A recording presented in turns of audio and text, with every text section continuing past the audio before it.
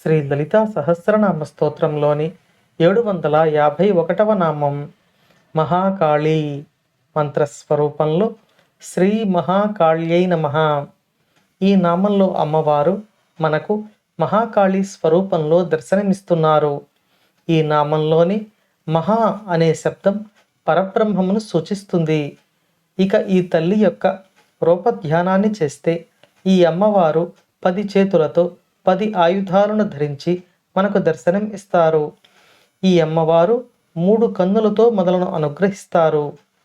మహావిష్ణువు యోగ నిద్రలో ఉన్నప్పుడు బ్రహ్మదేవుని మీదకు యుద్ధానికి వెళ్ళి ఆయనను ఇబ్బంది పెట్టిన మధుకైటభులు అనే రాక్షసులు విష్ణువు చేతిలో మరణించడానికి కారణం ఈ దేవత.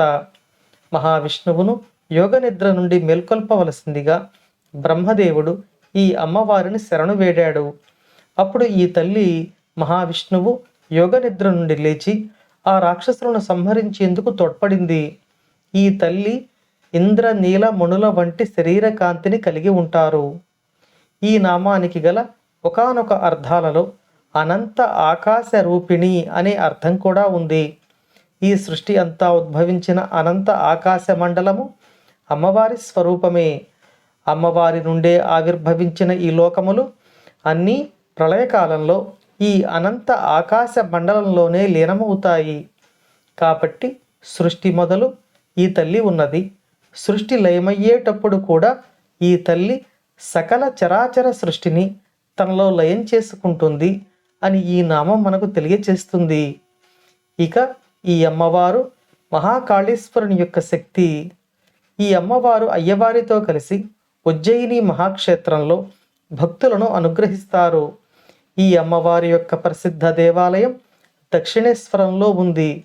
శ్రీ రామకృష్ణ పరమహంస వారిని, శ్రీ స్వామి వివేకానందుల వారిని, శ్రీ శారదాంబను అనుగ్రహించిన తల్లి ఈ దేవత. ఇక మరో అర్థంలో చెప్పుకుంటే అమ్మవారు అనంత కాలము యొక్క స్వరూపంగా ఈ నామంలో మనకు దర్శనమిస్తారు. ఆమెకు భూత భవిష్యత్ వర్తమాన కాలాలు ఉండవు. కాలం యొక్క స్వరూపంగా కాలమును శాసించే పరమేశ్వరుని యొక్క శక్తిగా ఈ నామంలో అమ్మవారు మనకు దర్శనమిస్తున్నారు. ఈ అమ్మవారి అనుగ్రహం ఉంటే మనకు అన్ని కాలములలోనూ శుభములే చేకూరుతాయి. ఈ అమ్మవారి అనుగ్రహం మనందరిపై ఉండాలని కోరుకుంటూ ఓం శ్రీమాత్రే నమః.